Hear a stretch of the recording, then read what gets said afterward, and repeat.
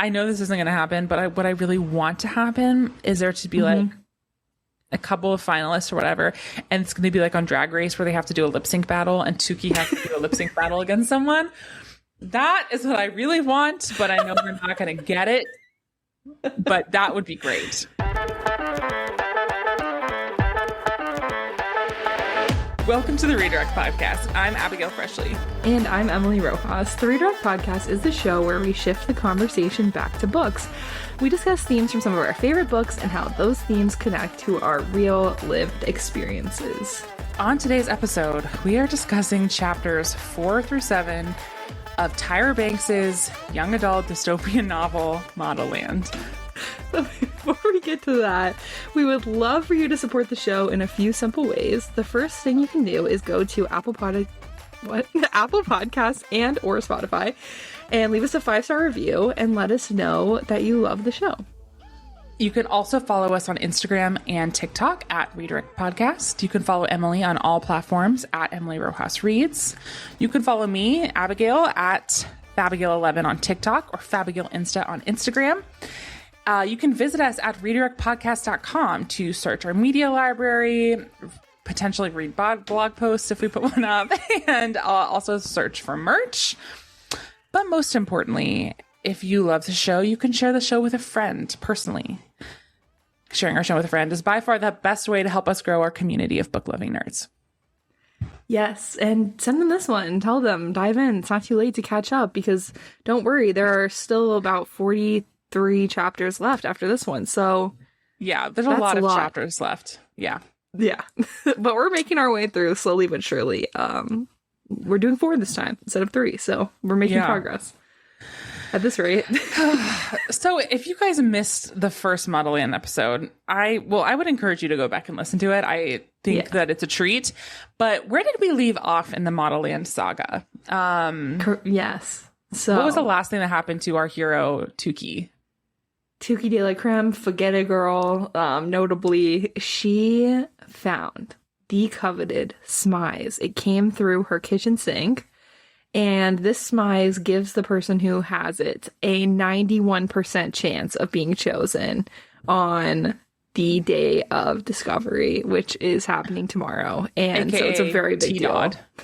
T-Dod.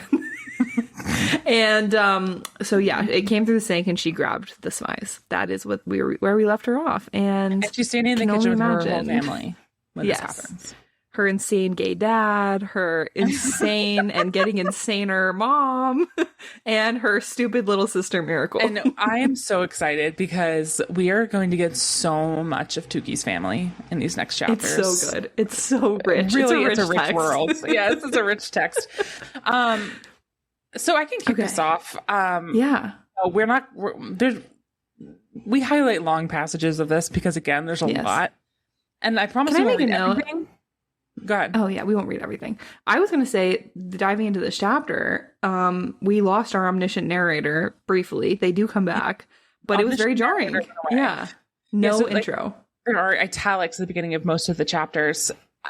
I preface the whole thing about reading passages of the text to say I'm not going to read everything. I am, though, going to read the first sentence of chapter 4. Thank you. Is a 3-word sentence that says, Tukey's body tingled. I have the sentence highlighted as well. What are you talking about? Okay, she was holding a smize in her hands. Forget a Girl. And then we get a description of the smize, which is basically what's also on the cover of the book. But there is some really, really interesting description of the smize that I think is going to be important later in the book. Yes, I would agree. So we need to talk about it. So the smize was made up of ornate eyeshadow-like flourishes and strokes of taxicab, Dijon, baby chick, banana, and lemonade yellow. Thinner than a sheet of paper, it was surprisingly heavy and seemed to hum ever so slightly as it rested in Tukey's palms. Excellent. There's an episode of Friends where Joey has to write a letter for Monica and Chandler for them to be able to adopt a baby, and so he decides to sound smart. Caring. Yeah. What does he say? Yes, the having and the sharing, and then the having. He just like control Fs and does thesaurus on every word, so it's like completely incoherent. That's what this book reminds me of, because what are these shades of yellow? I have never heard anyone call anything taxi cab. I mean, taxi cab yellow, yes, but like Dijon is crazy. They're just so insane and like random, and that's what the whole book feels like. The word choice repeatedly is insane, but I love it. So yeah. Anyway, I'm starting to love this book. I'm getting Stockholm syndrome. We're going to find out something here shortly about the importance of the physical description of the Smize. Yes, but correct. First, of course, Mrs. De La Creme, aka Creamy, is like, oh my God, hand it over. So like Tukey reluctantly gives it over. And Mrs. De La Creme is immediately like, oh my God, this is going to be Miracle, Tukey's sister. That's going to be her ticket to success. And Miracle is going to walk on T-Dot. Miracle is going to be 7-7, you know, whatever. Which, by the way, I'm still so confused about like 7-7 and like the girls who get chosen for T-Dot and all this stuff, and how there's a lot coming with them that's very bizarre. So there's a description later that I'd like to talk about. But yes, me too. Can't wait till we get there. So basically, there's a scene. Yeah, go ahead. There's a part here too where Creamy De La Creme, the mom, is freaking out, and she's like having a panic attack because she's like, "Don't drop the Smize!" Like, and her husband, her gay husband, is like, "Don't calm down," which everyone knows. Don't say that to your wife. Creamy, everything's gonna be okay. And she says, withering, "Excuse me, I cannot believe your flabby couch potato ass has the audacity to tell my hardworking firm one that everything will be okay." Crazy. These people hate each other. I've never read a married couple that hates each other more, and you know that's saying a lot. It's like Michael and Jan without the sex. It's like Michael and Jan, but if one of them were gay. Like, it's crazy and one-eyed.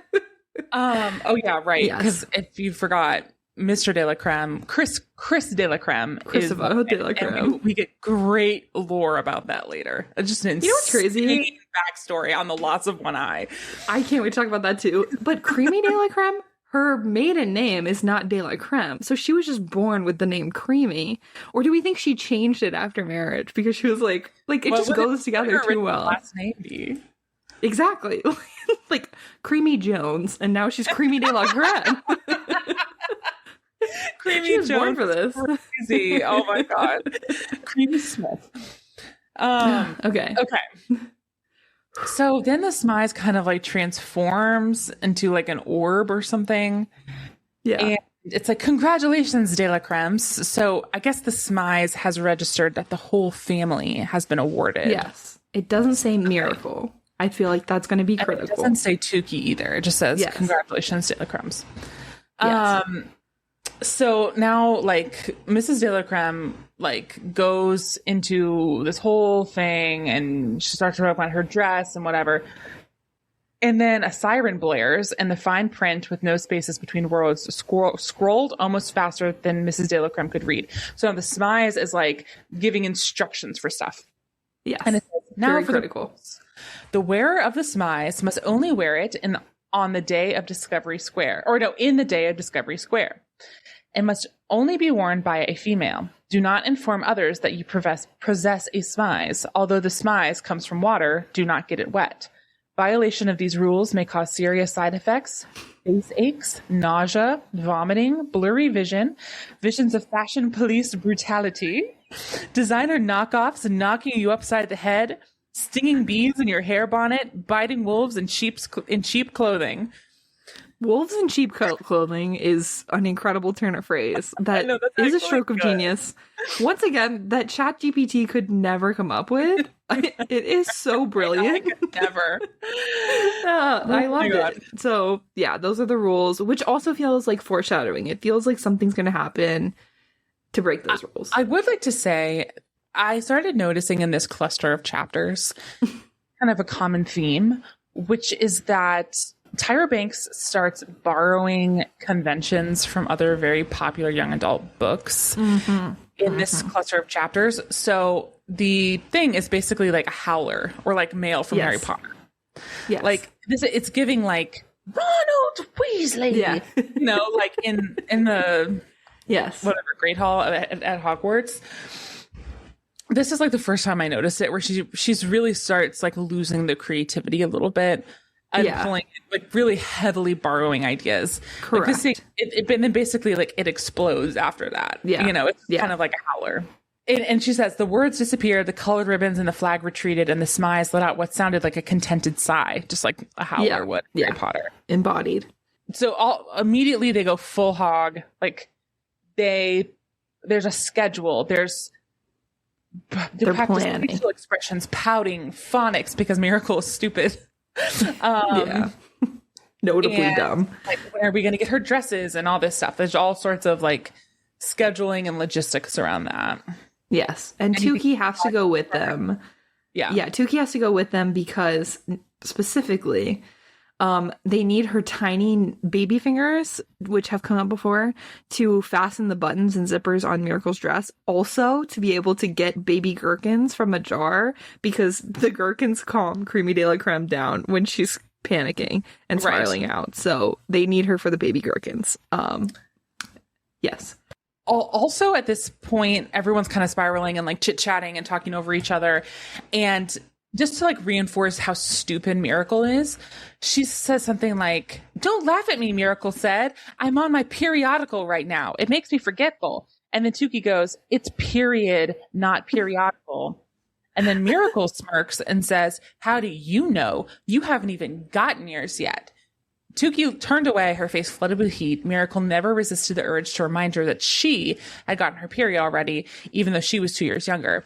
And I made a note here, Chekhov's period. Yeah, that's a good point. I just thought we were just highlighting Miracle being dumb, but that could come up later.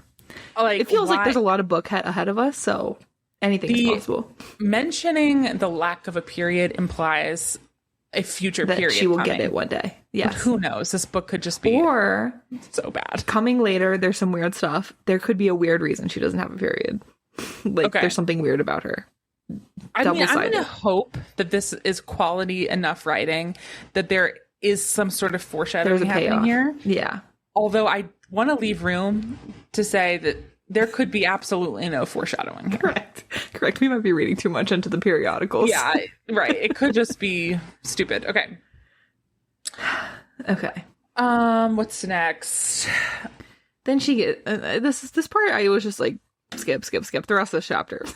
Yeah. Okay, and Miracle's we're on being to chapter dumb. 5. Yeah. We get to chapter 5, and again we've lost our omniscient narrator. I know. And still gone. I miss her. I'm not gonna lie. I missed her. I miss her too. Yeah. The darlings.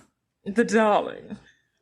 Okay, this is great. So we get a description of Tukey and Miracle's room in the beginning of chapter 5. So a few minutes later, Tukey stood in the doorway of her bedroom that she shared with Miracle. She was trying to enter the room, but a pile of leotards blocked her way, as well as a pair of toe shoes. What is toe shoes? I don't know. I guess like the shoes that show you all your toes, or is it like open-toed shoes? I don't know.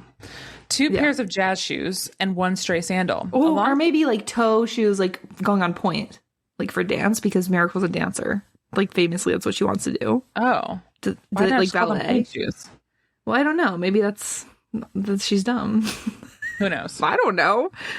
A long piece of duct tape bisected the room, separating Tukey's side from Miracle's, but it made no difference. Miracle's mess had invaded every corner in the same way mildew grew on tub tile. Classic. I really loved this detail because when I was a kid, I yearned for privacy in my own space so bad. I did have my own room, but I would fantasize, like, I'm going to create like a tape border in my home, and there's going to be a part that only I get to go to. Yeah. No, that's very relatable. The duct tape, it feels like something I would do if I had to share a room with my brother at this age. Okay. So Tukey is like thinking to herself, she's bummed out. Tukey slumps down in her bed. Miracle is walking on the day of discovery with a smile, as she thought once more. She wasn't sure why it bothered her so much. Everyone in her class was walking. Abigail, Zarpeza. This made me laugh so much because she's like, everyone's walking. Abigail, Zarpeza. It's like a list of 2 people. You've been lying to everyone. Charlie. That's exactly what I thought. It's just so funny because because everyone is italicized, so everyone is walking. And then I read this, I was like, Abigail, why is she just saying? And I'm realizing this is the list. Abigail Zarpeza. Like, oh, okay. And then she starts thinking, great. oh, right, that bitch Zarpeza. She's the girl. So we're getting reminded here. She's the girl that's actually dating Theophilus. In case you forgot. Who is her crush.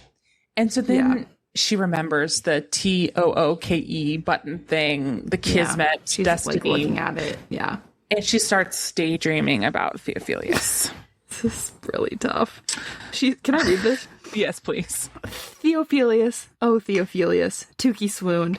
She closed her eyes and licked her lips. Your salted caramel eyes, Theophilus. She imagined Theophilus right in front of her.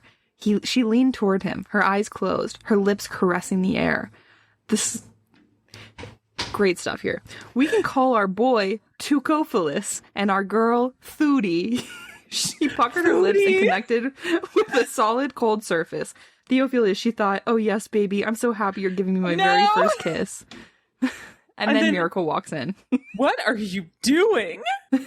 And so Tukey opens her eyes and she's face to face with herself. Her lips were in contact with Miracle's full length mirror. So she's making out with herself. Yeah. In the mirror. Classic. And then Miracle goes, are you making in with yourself? Once again, she is kind of slay. But that was kind of, if you meant it on purpose, it's kind of funny. I know. Exactly. Yeah, but she didn't. She's just dumb. So that's really embarrassing. And it's basically just serves here as a reminder in the book that she's like, no one likes her. No one wants to kiss her. It's been a little while since we talked about him. Yes. Okay. Then the most insane scene from this selection happens. Oh my God. Yeah. So this is when we start to get Chris de la Creme's backstory. So we get a little page break. And Tukey is like, wakes up. Once again, I'm starting to think something weird is going on with her, like with her biology, because she basically wakes up sleepwalking, doesn't remember how she got here. And then she's watching her dad, her father clad in a colorful unitard, his waist twisted in the air, his legs were bent at an awkward angle, his muscles strained and shook. An empty bottle of tater mash, a colorless distilled beverage imported from Kremlingrad, laid tipped over on the floor. Next to it was a faded photograph of the incredible Chris Creme Crabat, otherwise known as Christopher de la Creme. In the photo, Tukey's father still possessed both of his green eyes, and he didn't have the couch potato potch. Bummer. So that's the scene she walks in on. He's reliving his glory days. But, okay, pause, though. Do you think that something is going on with her, like, randomly waking up places? I don't know. I think because, I mean, we're going to get to the scene later where we find out more about possibly her backstory and, like, when she was born. And it feels like there's something off about her, like, inherently different about her. She has, like, magical powers or something? Yeah, or, like, I don't know, she's from another land, or... It's giving Elphaba, to be honest. Yeah. It's really giving Elphaba. Yeah, I'm wondering, like, if this is another thing where, like, is it just bad writing, or is it significant? Right. Unknown. Okay, so this is... She wakes up, she sees her dad, like, reliving his glory days, and she sees this picture of her dad remembering his eyes, and a flashback. Yes. So here's a passage that I highlighted. It's lengthy. Here we go. I can't wait. She could still remember that day in almost perfect detail. Sparkling gold cover of the programs, the plush red velvet seats, and the set your mouth on fire taste of the bag of Gouda and habanero flavored popcorn. That actually sounds like it slaps. Sounds so good, actually. Yeah. I really want some. Yeah. And the sharp 5-foot swords that pointed skyward along the perimeter of the stage. 3 tumblers juggling fire with their tongues while jumping on humongous translucent trampolines suspended over the audience had been the first act. Next was a group, again, ChatGPT could not have written this. No. Next was a group of 10-year-olds, contortionists who had backflipped into deep hot pink dyed swimming pools full of crocodiles. And then the lights had dimmed and the mysterious music filled the air. A single spotlight shone down on Tukey's ripple-bodied father, the headline star of Circo de Sol. So original. Tukey had swelled with pride as her father looped and danced and climbed a dental floss thin wire.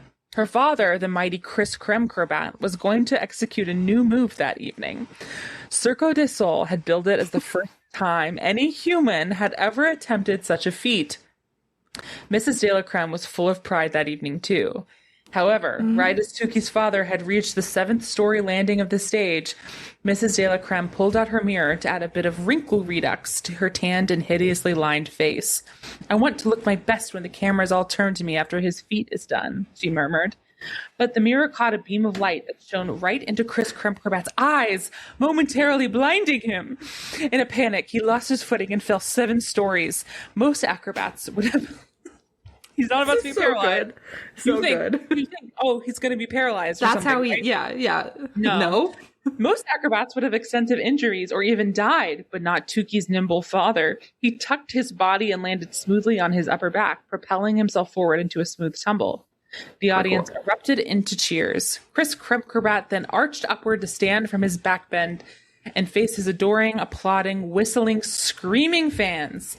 Ever the devoted showman, he thrust himself forward into a deep bow, impaling his eye on one of the 5-foot swords at the perimeter of the stage. It's so good. It is so good. Everything about this is so good because this whole time you're like, oh, he suffered this horrible acrobatic accident, but it's actually, he's a victim both of Tukey's mom and of his own stupidity by bowing directly into the sword. It's who like, could have come up with this, you know?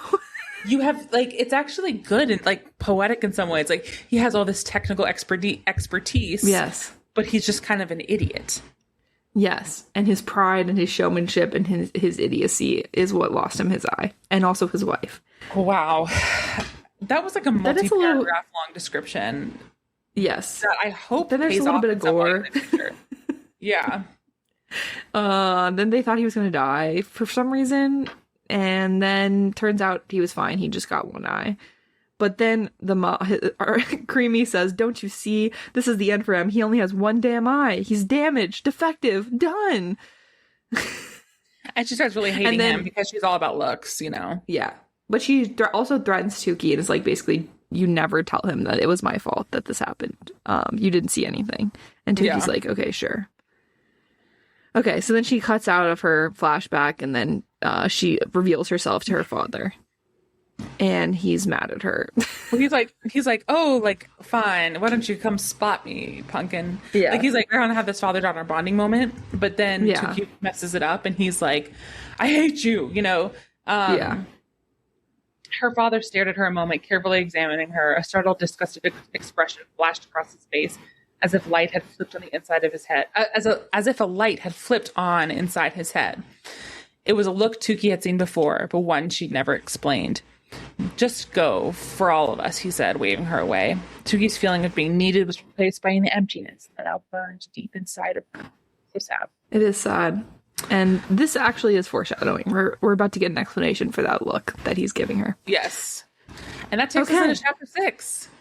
Chapter 6 not only has an excellent title, but our narrator is back. Yes! Okay, what's the title? The title is Stunning, Statuesque, Strobotronic Stars with Stupefying Stratospheric Struts. Say that 6 times fast. All right. And our omniscient narrator is back. Go for it. Now it's the time to dish about Ladorno, darlings, the most desirable quadrant in all of Metopia. Pause. Have we heard about Ladorno before? Was that described when she was describing the quadrants before? I want to say it was, but I could be wrong. I want to say it was like briefly mentioned, but not in this much detail. Okay. All right, go for it. Yes, it is. I have my highlight. Metopia is split into 4 quadrants. Frigid Shavira, Tempestuous Pitterpower, Lovely Ladorna, only the elite lived there, and it was where T-Dog was always held, and finally Sweating Peppertown, as hot as a Scotch bonnet. Okay. Yeah.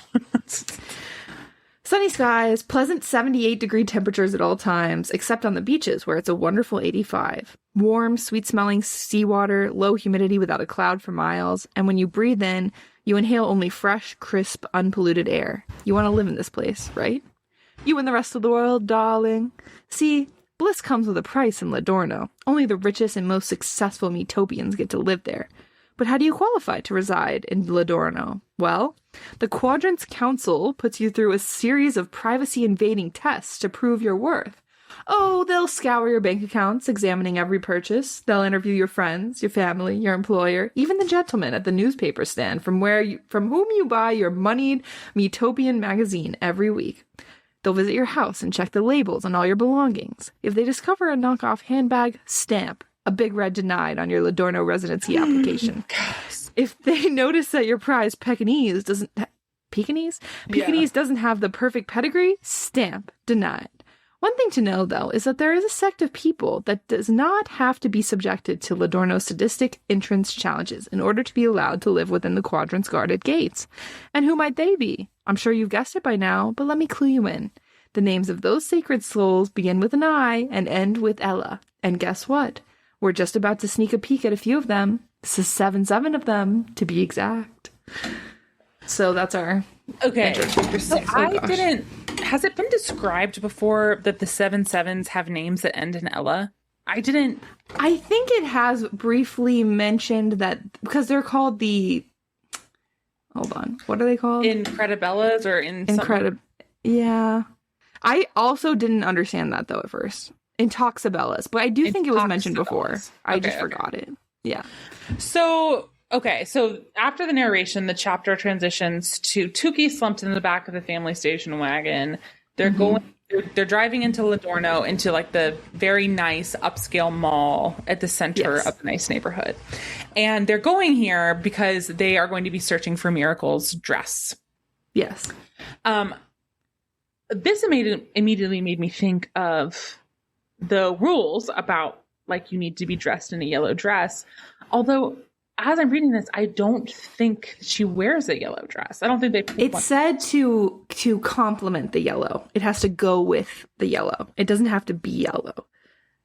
Okay. It doesn't That was the rules. Okay, got it. But it has to, like, coordinate. You can't be clashing with the yellow of the smize. Right. This is another place where I kind of, like, in the description of this mall, I felt that she was borrowing again from other popular media. So she's describing the store that they go, or to the mall, and the store that they go into. And the name of the store is The Jerk. Jurk, which carry couture frocks designed by Jeremy Jerk, the most lauded clothing artiste in the world. But she says the store was packed to the gills. Everyone spoke at once, their high-pitched voices mixing in the air and sounding like a squawking flock of wild geese. Dresses lay helter-skelter over the racks, on the counters, on every inch of floor space. Feather dresses, sequin dresses, tiered, bustled, and ruffled dresses.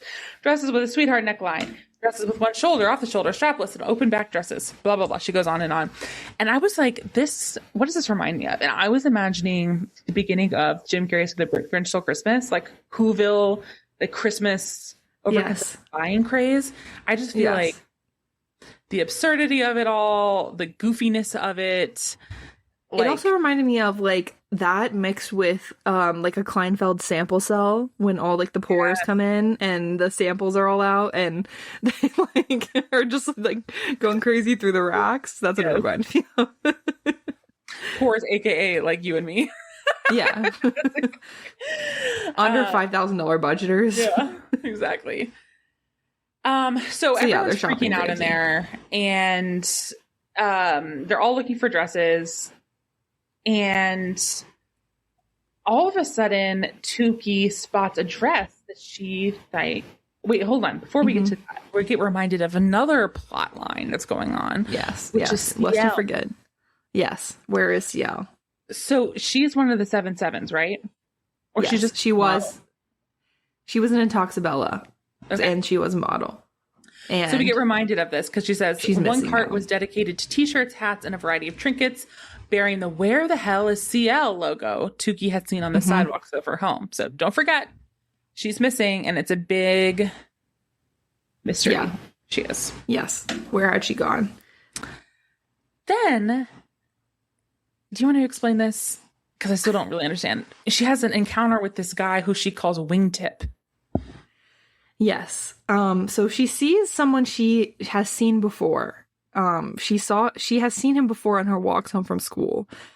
but he's like, she calls him Wingtip because he has a pair of Wingtip shoes over his shoulder or just, the laces, I guess. And so she calls him Wingtip, and he's like slouched over and he's like always talking to himself. And so she knows this man. She has seen him before, but they've never talked. And so then he looks up with her and meets her eye, and his like crazed eyes become clear briefly. And she's like, wait, no one ever sees me, and he sees me. That's weird. Also, he's like an insane person. And Creamy is like, don't look at him. He's creepy and dangerous. Like, don't make eye contact. Like, riffraff that they allow into the door now. I'll never believe it. And so then her mom drives her away, and she's like, what was that? Nobody ever notices me, and that guy did. The crazy guy. So anyway, he'll come back around in a second. There's that happening. There's the CL thing happening. There's a lot. There's a lot happening. They find a dress. It's vintage, and Tukey can't believe that her mom would buy a vintage dress from Miracle. Yes. And as they're walking out of the mall and to the parking deck or wherever they're going, all of a sudden, a huge major event happens. So, as you'll recall, in the last episode, we described what happens on T-Dod. There's like a mountain with clouds around it, and as the colors change, you know that T-Dod gets closer. It's all very weird, hard to describe. And something starts to happen. Yes. So the clouds turn gold, and then all of a sudden they start to like clear, and gold light comes down. And Tukey like hears a giggle in her ear, and she feels satin against her arm, and she smells blood oranges, and everybody's freaking out. They're like, oh my god, it's happening. The fog completely clears, and the top of the mountain is revealed, and it glows. And above the mountain, there's an illuminated eye with the smize, basically giant smize. And it's made up of millions of birds from a bunch of different species. And Tukey's like, oh, I've seen this before, but never this close. And then a giant hand reaches around the mountaintop and spells a word with smoke. And it spells out Modelland. Everybody's watching. And then a voice starts to speak. And it is introducing itself as the Belladonna. Do you think that this is our omniscient man narrator's voice? Oh, I didn't even consider that, but yeah, that would make sense. It could, because this person calls themselves the Belladonna. I wonder if, the text of this person, of Belladonna speaking, is not in italics, like, right? But it still could be the same person. Yeah, no, that would be interesting. I wonder if we'll ever find out I wonder if who our narrator trying is. To find meaning in this. I don't know. Okay, so the Belladonna goes, I see I have your attention. This is the Belladonna speaking. The day of discovery is less than one sunset away, and so the time has come to present to you this year's newly minted 7/7. This is a glimpse at what your future might be, if you are so lucky, if you are so divine, if you are one of the most special girls in the world. Each and every girl on the planet has a chance to be one of the enlightened. Could it be you? And Miracle goes, yes! Which is funny to me. So my understanding, and maybe I'm wrong, I guess they take up more girls than the 7. And then 7 become the 7/7. The actual Toxabellas. Not everybody makes it. That's what I feel like I'm understanding. So on T-Dod, it's kind group. of like you make it to Hollywood on American Idol, and then in Hollywood Week, like you have like the T-Dod is like crossing the parapet. Yeah. Yeah. You go to Hollywood, and then you're in the group stage, and then you go to like the Fox Studios or whatever. Right. And these are the ones who really make it to the live shows. Yes. Yeah. Okay. So and they're called Intoxabellas. We also learn at this point that they have powers. Yeah, right? Like, that's new information. That's new. So I don't know if they have been endowed with powers after becoming Intoxabellas. I don't know if they had powers to begin with, and that catapulted them to the level of Intoxabella. But it seems like the powers are always, like, the same. That's my understanding. Because it says at one point that nobody... So they introduce all the girls and their powers. And then the voice says that, unfortunately, once again, we have not developed a 7/7 girl who has all 7 powers. So that makes me think that the powers are consistent from year to year. I wonder what's going to happen later in the book. Do you think someone's going to develop all 7 powers? Do you think it might be Tukey? So the powers are like, they can like change their looks, like they can morph their looks. And so there's, one of the 7/7s, her name is Evangelinda. Yes. And her thing is that it's just kind of, this is another thing. This is Tonks from Harry Potter. Okay. So she can just change her appearance at will. But it's called chameleone. Yeah. Okay. Again, she stole a lot of things from Harry Potter. It's going to be so. I mean, yeah. And she says, so a guy standing near Tukey when they're talking about this girl and she's, showing off and changing her features. He's like, if I had her, I'd have a different girl every night. A man next to Tukey cried, I could stop cheating. Yeah, I wouldn't cheat on my wife if she was looking different every single night.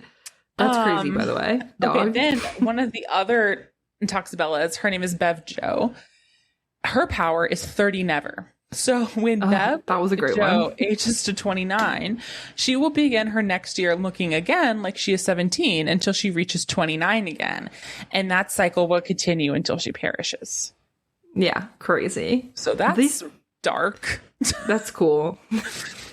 There's a girl who can basically control your mind and make you want to like buy brands. And then there's a girl named Sin DC, which, by the way, like, we're so on the nose. Her power is seduction, which is, I can't even spell that for you. But basically, like, one guy shouts out, I'm ready to sin with Sin DC right here, right now. Then we have Katusha, a cocoa skin, large-eyed beauty with close cropped hair spun in the air. Wait, you know what? It just occurred to me. What? Maybe Tukey is an embodiment of all of the different, because she has like her hair is like so many different things at one time. That's true. Maybe that's why. Like she's going to be she the only has all the 7. All 7 powers. Her power is Sixth Sensa. A remarkable supernatural sixth sense. Katusha can see into the future of fashion. Only fashion, though. Which means this unusual outfit will be on your body next year. Oh, and did I mention that Katusha is enhanced sight, hearing, touch, taste, and smell? Wow. Cool. She's like, this is amazing. By the way, these girls are like the most talked about, obsessed over, like this is the thing that all of these people's lives are oriented around. But we're under the impression that this is the first time Tukey is finding out about the powers, which is very bizarre to me because like this is all they talk about, this is all they have going on. It's a bleak world. Society. Yeah, and yet this is the first time she's experiencing this, so that's very confusing to me. The 7th girl like can grow, like she can teleport, but it's called teleportaling. So she like creates basically sinkholes in the ground and like pops out of them. Yeah, which is really odd. Crazy. That has to mean something. It has to come up later. Yeah, it has to come up again.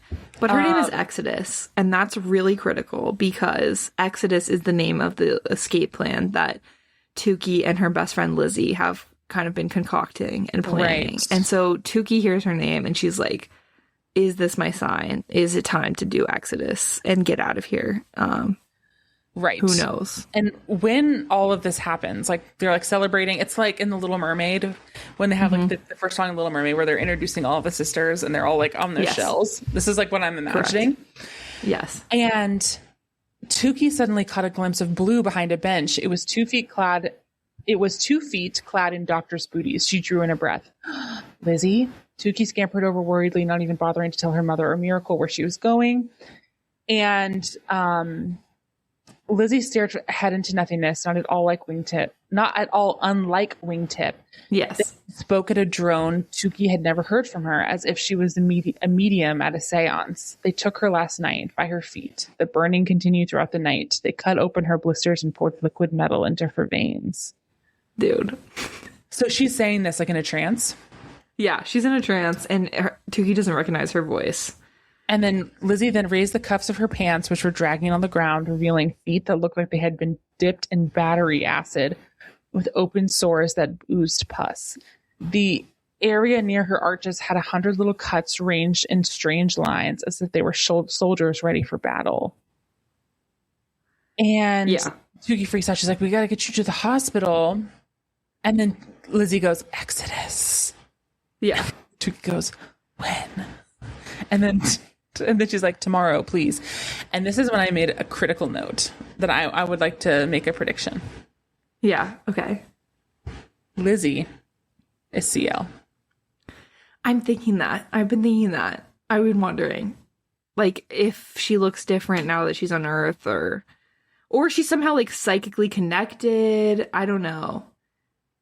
You know what I mean? I think that she is just like she's hiding out because she's CL and she's like recognizable, but also like she and Wingtip they have like the special ability. They're the only ones who can see Tukey or something. Yeah, there's something between those two. Yeah. I definitely think she's connected somehow to CL, whether she is CL or she knows about it, or like she was a different girl who went through the thing and now she's kind of on the run. I don't know. But I agree with you that she's something. So she's kind of like sitting, everyone's still in like the hubbub of like the 7/7 show, like laser show guy. And she's like talking to herself. She's like, oh my God, I'm going to have to run away. We're going to do Plan Exodus tomorrow, where remember Plan Exodus is the thing where they go to the beach and they open their own factory. Yeah, that's her big dreaming plan. Their big wild dream. Anything can be anything they want to be in life. They're going to open their own factory, but they're going to treat their workers with dignity. Yeah, yeah. It's going to be like a socialist factory. Everybody's part owner. And so, whatever. So she's sitting there kind of talking to herself, and then Wingtip shows back up. Yes. And she has this weird conversation with Wingtip where he's like, I don't think you're crazy. And he's like, my mom thinks you're crazy. And he's just like, hey, I see you. I know everything hurts. Like, there's going to be a light. There's a light inside of you. Yeah.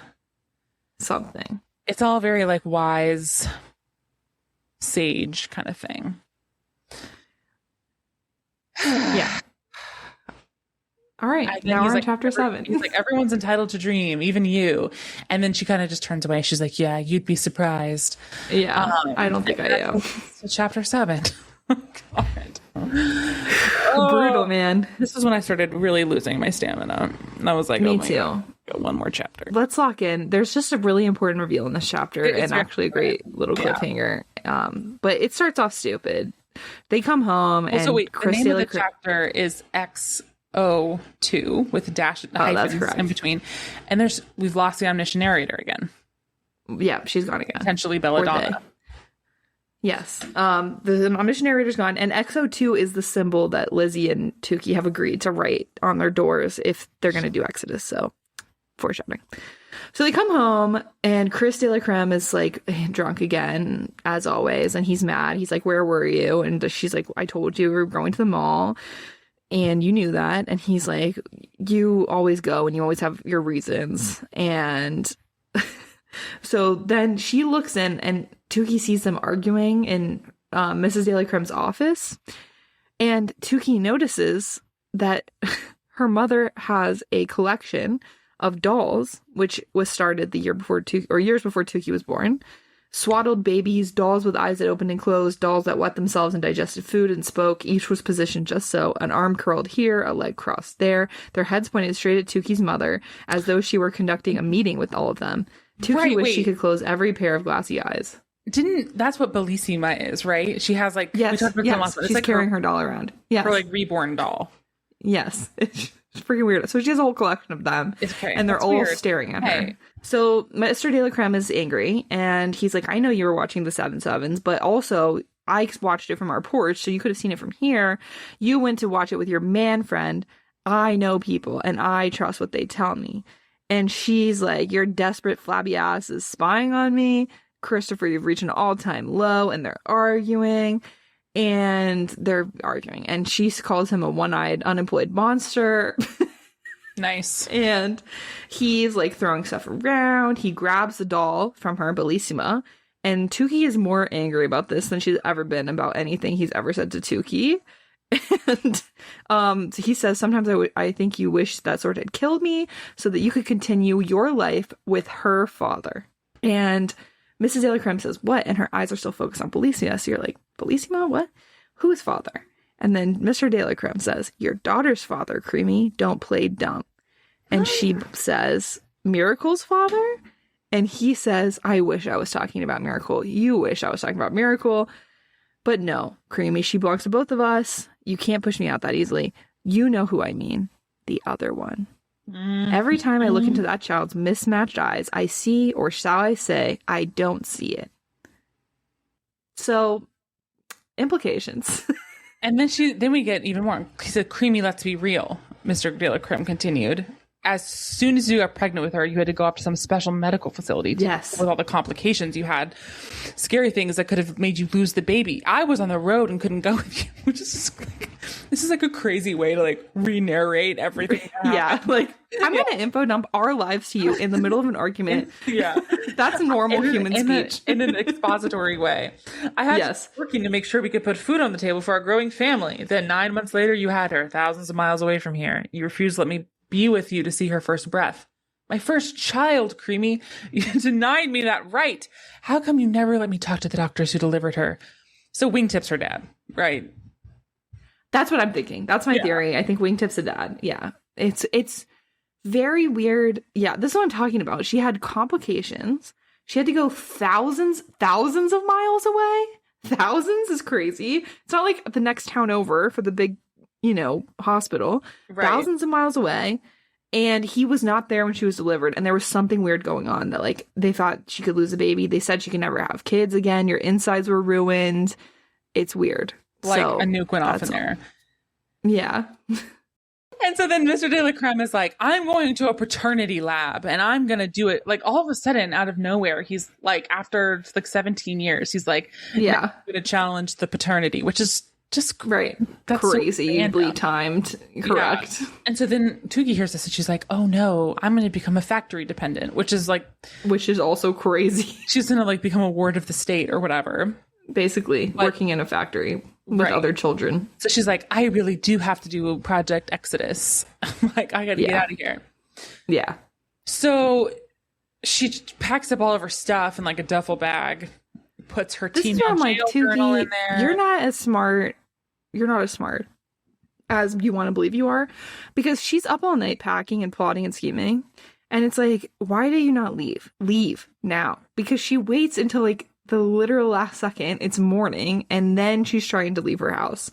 But yeah, she packs her journal. Because her thing with Lizzie was that they were going to meet at 7 a.m. Remember? Sure, but she could have gone there early to get out of her house. That's true.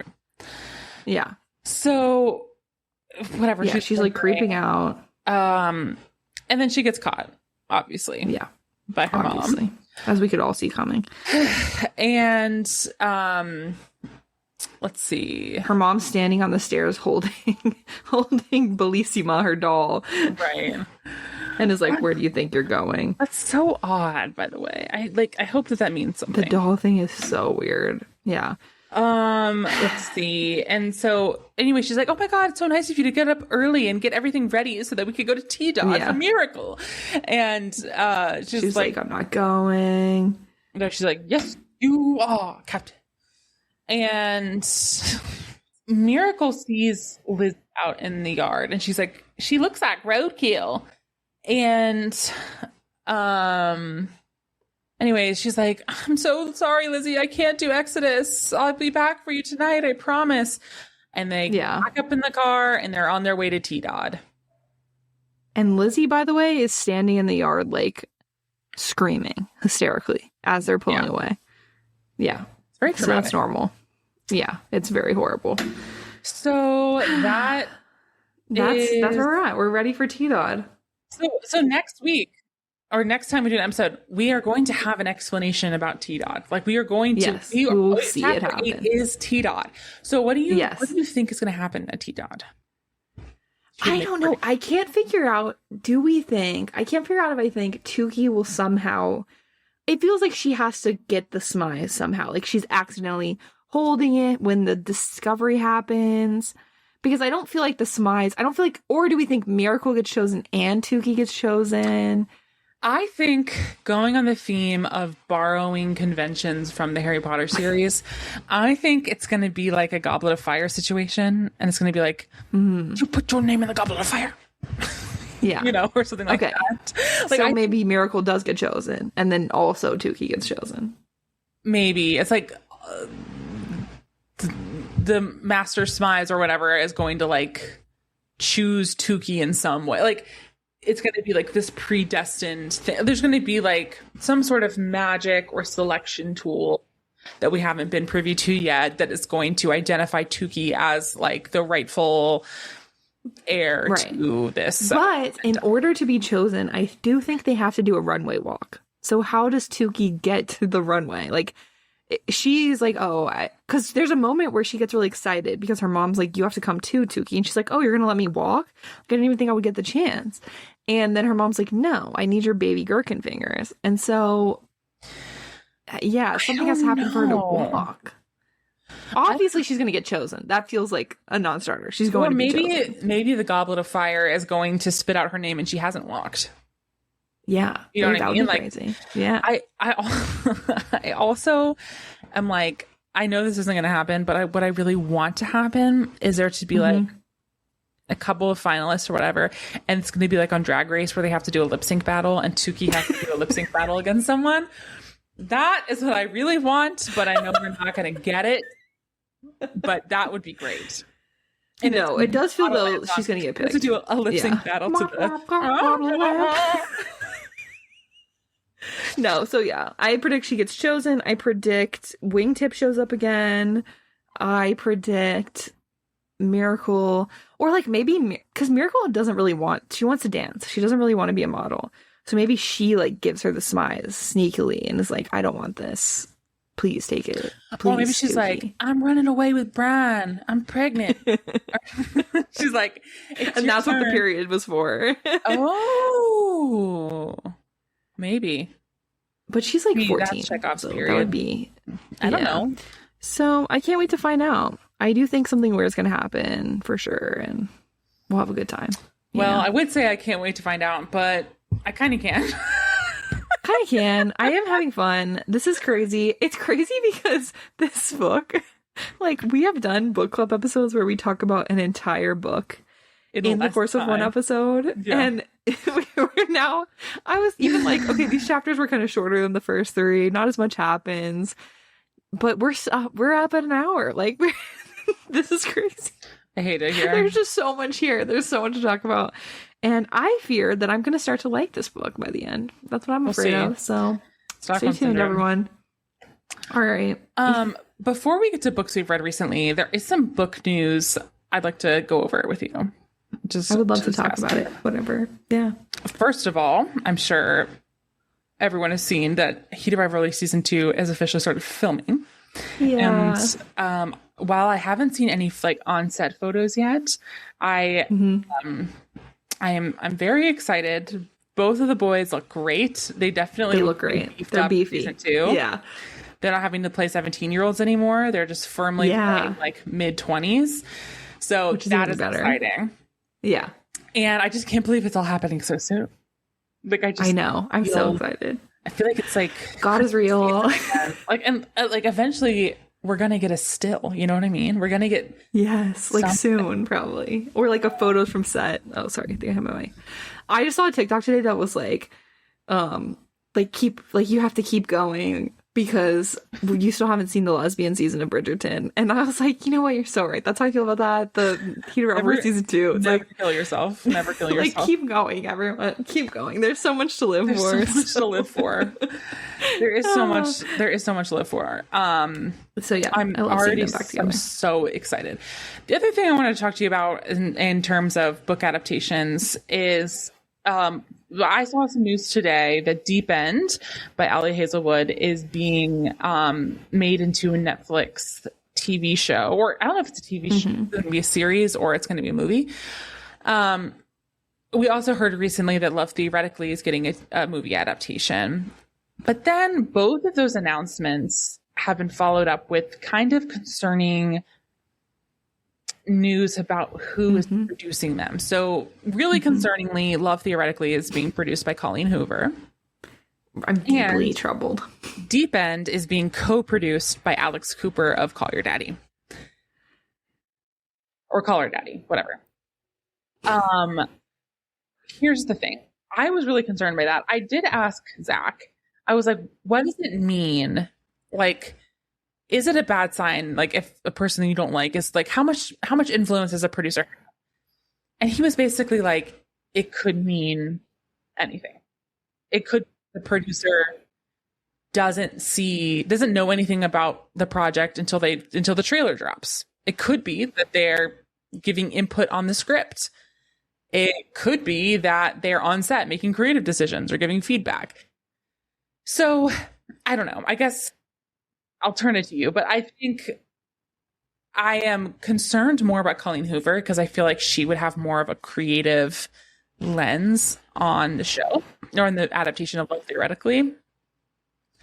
I could see Alex Cooper just doing this more as an investment. I fully agree with that analysis. I'm less I don't love that. Like, I don't love it, but to me that does feel a little bit more like I want to be like Reese Witherspoon and I have my own like media. Not like she wants to be in it like Reese Witherspoon does, but you know, like Reese Witherspoon is like really big in the book adaptation world. You know what I mean? And producing stuff and bringing them to like, I could see her being like that. Have creative control. She just like, right. Let's see them made. Right. That's kind of how I feel about her. Colleen Hoover concerns me because I don't trust her judgment as a person. Like, I think she's insane as a person. Like, I don't think she's business minded. I think she does things for creative endeavors. Like, most of her books for the longest time were not profitable. She was just self-publishing them en masse. And so to me, that's reeks of someone who does want to be creatively involved. And I'm also even more concerned because Love Theoretically is definitely my favorite of her STEM books, and one of my favorite Ali Hazelwood books. And Deep End is lower down for me personally, but I still love it, and I'm so concerned. I mean, for me, Deep End is right up there at the top. I know, and I'm more so like, I think I feel the way that a lot of early days Heated Rivalry fans felt when they found out there was going to be an adaptation, because they were like, how are they going to cast this? Yeah. The casting has to be right.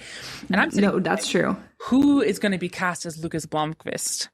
That is true. That has to be critical. That is critical. Like, that excites me to my core and terrifies me to my core, because that role is like so specific, and there has to be this like balance between like caring romantic lover boy and like daddy dom. Like, yeah, and like, he has to be he has to have an accent and look and like young and passable as an Olympic athlete. Yeah, and as a swimmer. Like, that's so much for one person to. It's very Ilya Rozanov coded. It's like very much right. Like, how are you gonna get? You have to find that version. You're gonna have to find a new person, and I just don't know. Like, I think what makes Heated Rivalry work is Jacob Tierney. Like, casting the right people, writing it the right way, all this stuff. Yes. I don't know. We'll see. I'm also starting to question Ali Hazelwood's judgment.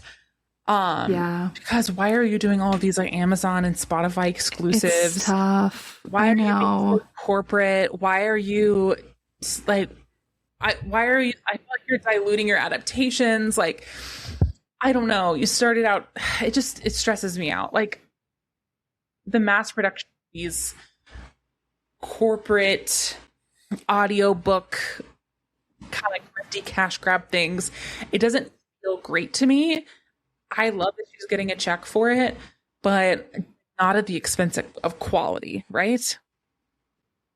Yeah, I would agree with that. And I've been thinking about this so much because I'm like, okay, I'm not like, I'm going to one day be a successful author with a bunch of people trying, you know what I mean? But I've been thinking about this from Emily Henry's like perspective, and now Allie Hazelwood's like, what do you, like, is it actually worth it to sell the rights to your book? Like, I don't know. Like, I don't know. How much money is it worth to lose your integrity or like your creative control, or to like give something that you care about so much up to someone who might misunderstand it or just use it for IP and profit? I mean, I thought about this about Emily Henry recently because Beach Read wrapped filming. Yeah. Like, it's done. It gets baked. It's done. And I didn't get to see anything. Like, I never at once in the filming process, like, I'm on the side of the internet where I would be seeing good news about that. And I saw it's not there. I felt encouraging about that. No. And to watch your baby go to die, you know? Yeah. Like, yeah, that's why I'm like, is it worth it? Like, I wonder, I would love for them to be candid one day. And I would love for Emily Henry to be able to be candid one day. Maybe it's like 20 years from now. And just say, like, would you have done that differently? Or episode idea. We bring on Emily Henry and Rachel Reed. And then we ask them from their perspective, Rachel Reed, how did you find such a great person to adapt your book? And how did But that's the thing, because to me, sign on to it. And then like ask Emily Henry, why did you get tricked? What happened? Yes, because was it that, or is it just like luck? That's the thing. It's hard because like authors don't make a lot of money. Like most authors don't make that much money, and they can get a lot of money for these movie adaptations.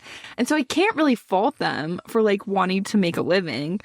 And Rachel Reed, it's not like she was holding out for Jacob Tierney. Jacob Tierney was the first person who approached her about it. It just so happened that he approached her with love and purity of heart. Like she lucked into that. So I just feel for them. I feel for Emily Henry. And I know that that's got to be a tough decision. And I just wonder if she would have done something differently. That's all. Yeah. So, yeah, who knows? If it ever happens to me, I'll let you guys know how much it's worth to sell your soul. I don't know. I mean, yeah, like on this, I guess, transitioning to recent reads, like I DNF'd the new Allie Hazelwood Spotify exclusive audiobook. Yeah, I saw you DNF after listening and enjoying the first in the series of that like Spotify audiobook novellas. And I'm just like, yeah, at what point are we losing quality? You know? Yeah, it's tough. I don't know. So anyways, just wanted to discuss those things with you. Yeah, great discussion. What about you? What have you read recently? I have a really good book, which I haven't finished yet, but I'm really excited about it. It's called The Many Lives of Mama Love by Laura Love Hardin. Have you heard of this? No. It's also on Kindle Unlimited, which I'm really excited about reading as much as I can on there. It's a memoir, which I did not even realize until about 3 chapters in, because the first few chapters are so gripping and well written and insane that I was like, I think this is fiction. And then I realized it is a memoir. This is a true story. It follows Laura Love Hardin, and she is basically like, I don't want to get too much into it because it's really insane, but she is like a soccer mom, she has some kids from her previous marriage, and then she has a new marriage and one kid with her new partner. She's like lives in a nice neighborhood. She's also addicted to heroin, and through her addiction is like to the point where she's like stealing, breaking into her neighbors' cars to steal their credit cards, running out of money, unable to really care for herself or her son, and like at risk of being evicted, and her life is spiraling out of control. She ends up getting arrested and going to jail. It becomes a really big news story because people don't expect their neighbor in these types of neighborhoods to be addicts and to be criminals and to be in prison. So that's kind of her life setup. Her journey takes twists and turns, and she's an incredible writer. It's maybe the only memoir I've ever read where it's written in present tense. So that's also part of it. Like, you're really in the moment, and it can be very stressful when you're like, what is going to happen next? But I think it's also really eye-opening. I feel like I am a person who already does not have favorable views of the like prison industrial complex in our country. This reinforced that for me, but I think if you are curious about that, it could be very interesting to find out the ways that re-offense is incentivized by prisons, and they don't really actually want people to be rehabilitated or to like ever make it out of the system. And how difficult it is to like, once you like have an addiction, to stop being an addict on your own, to stop being an addict when you're in jail, to get custody of your child back once you lose it, to like become a better person once you've made choices. And I think people in this book and in life are angry with her because they don't see themselves in her. And I think reading this memoir, you will see yourself in her and realize that you are a lot closer to becoming a person who commits a crime than you might think you are. And there's like really like the circumstances of your life can really define that. And a lot of people like end up in jail because of maybe not necessarily active choices they made or like because they're bad people, but because of their life circumstances or the people they're around or battling addiction or whatever. So I think she has a very... No, go ahead. I was like, you are far closer to becoming a heroin addict that's incarcerated than you are to becoming a billionaire or... Exactly. Yeah. You are closer to this person than... Whatever. Yeah. So anyway, I think she also has had a career as a writer and is a very strong writer. So it's a very gripping memoir and I'm really enjoying reading it and I can't put it down. And like, I'm really interested to see how it continues to unfold. I'm almost done, but and what's it called again? I really recommend it. It's called The Many Lives of Mama Love. Okay. It's really good. And I don't always love memoirs, but this one is like just very good and very interesting. So that does sound really good. Yeah, I really recommend it. Okay, what have you read recently? I also have a memoir to share. It's called My Mother. Well, it's I would say it's half memoir, half nonfiction book. It's called My Mother's Daughter. Okay. By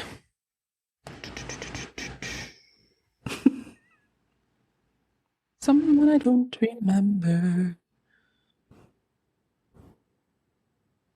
My Mother's Daughter by Tracy Clark Flory. So Tracy Clark Flory got her start as like a sex writer, like a sex and like women's magazine online writer. And she lost her mom to lung cancer when she was like in her 30s. Before her mom passed, her mom confided in her that she had another child as a teenager in the era where women were sent off to maternity homes to give birth to their kids and then have them sent away. And that she was kind of forced to go there. And so she talked to her daughter about this. Post her mother's death, there's like the invention of 23andMe. Tracy Clark did a 23andMe test and immediately gets connected with her sister. And her sister is Black. Her sister has a Black father and who never knew about her. And so that was also part of the reason that her mother was like forced to go off and put the child up for adoption, a different era. And so this is part memoir about Tracy and her mom and her sister, how the stories that were told and the people in our family and like their beliefs about sex and relationship and motherhood impacts your life. And also about like culture and the like adoption industry essentially. And like how race plays into that, how like these like white Christian values play into that, how whiteness as like an ideal plays into that. And she reunites with her sister and like gets to know her. And it's just extremely interesting. And so she ends up writing this book about that whole experience. Highly recommend. That sounds really good. Within that book, like in the writing of the book, Tracy Clark Flory did a lot of research about these homes for unwed mothers post World War II. And one of the books that she cites a lot in her research is this book called The Girls Who Went Away, by Anne Fessler. Anne Fessler, she dedicated a whole bunch of time. This book came out in like the mid 2000s, like 2006. So it's a little dated, I would say. And it's a book like based on interviews with dozens of women who were sent to homes for unwed mothers and coerced into giving their children away, in like the 50s and 60s. She discusses the history of the women who surrendered their children and like what were the cultural implications, like the cultural influences for why they had to give them away, the way they were treated in the homes, the way that they some were reunited with their children and some were not, the coercive nature of, and like the cultural shift and understanding around adoption. I'm not quite done with it. I'm like 85% of the way done. It is, I would say it is heavy and like it's a lot of women's, like she has long blocks of like transcriptions of interviews with these women and their experiences. And some of them are very traumatic. Sure. But it is really important because all of this happened before Roe v. Wade. Yeah. And could very easily happen again after Roe v. Wade. And so it just, like, when she wrote this book, Roe was firmly in place. Yeah. And there was not a threat of it going away.